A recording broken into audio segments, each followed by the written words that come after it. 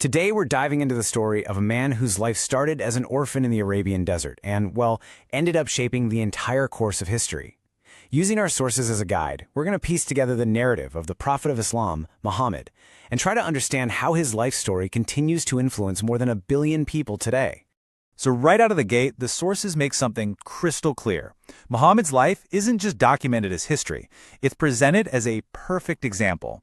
You could almost call it a blueprint for how to live. This idea of him being the ultimate role model, that's really the key to understanding everything else that follows. So what's in a name? Well, in this case, it seems to be everything. It's really the first clue to his identity within the Islamic tradition. The depth here is pretty incredible. The name Muhammad literally translates to the praised one. And according to the sources, this isn't just some nice title. He's considered the most praised human being in all of history, and not just here on earth, but in the heavens too. His status is also described as totally unique. In the Islamic tradition, he's the final messenger in a really long line of prophets you've probably heard of, figures like Abraham, Moses, and Jesus. So the idea isn't that he founded a new religion, but that he was the one who completed a single, continuous message that started way back with the first human, Adam.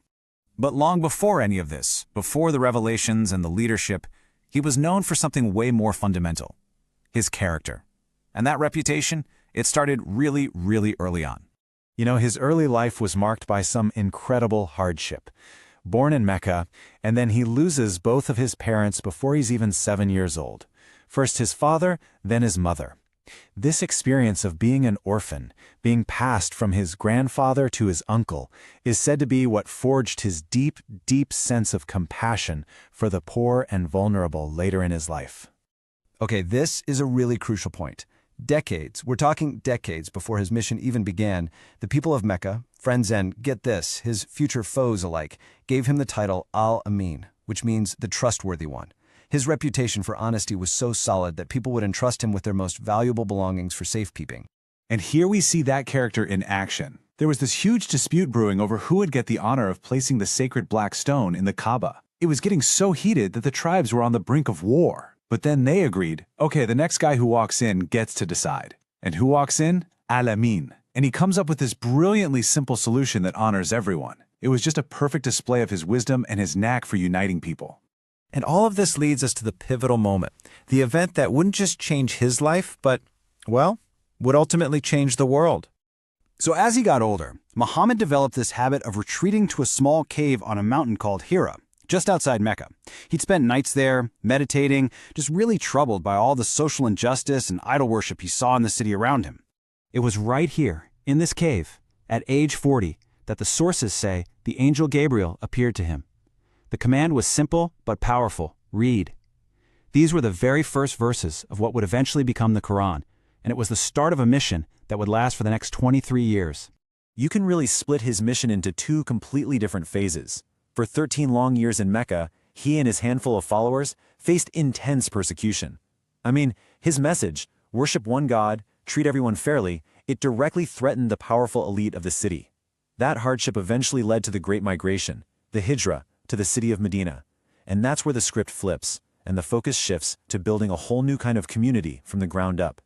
Once he's in Medina, his role just explodes. He's no longer just a preacher. Now he's a statesman, a lawgiver, and the leader of this rapidly growing community. And he didn't waste any time. Right away, he gets to work. He builds a mosque, which becomes the heart of the city. He unites tribes that have been fighting each other for generations. And, this is huge, he establishes a formal charter. This document actually laid out the rights and responsibilities for everyone in Medina, creating this pluralistic society where different groups, including non-Muslims, could live together. So fast forward a few years, and wow, have the tables turned. He returns to Mecca not as a fugitive, but as a conqueror. He's standing before the very same people who had tortured his followers and driven him out of his own home. And what does he do? Instead of revenge, he offers them all a general amnesty. He just says, "Go your ways, you are free." This act of mercy is pointed to in the sources as the defining moment of his leadership. And all of this brings us right back to where we started, this central theme of Muhammad's life as an example. The sources don't just focus on his big public achievements, they really dive deep into his personal conduct. In his final major sermon, he delivered a message that was nothing short of revolutionary. At a time of intense tribalism and racial pride, he just flat out declared that a person's worth isn't based on their race or their nationality, but on their character and their actions. That's it. And this is where the grand story becomes so personal and so human. The sources paint this picture of incredible contrasts. You have a head of state who would come home and mend his own sandals, a husband who would playfully race his wife in the desert, a leader who slept on a simple mat made of palm fibers, not some fancy bed, and a prophet who, after being stoned and bloodied by his enemies, prayed for their forgiveness. So we end up right back where we began. The narrative presents him not just as a historical figure, but as a mercy. And that kind of leaves us with a final thought to chew on. In a world that's so often defined by division, what does it really mean to strive for a character that's built on mercy, on forgiveness, and on a commitment to justice for absolutely everyone?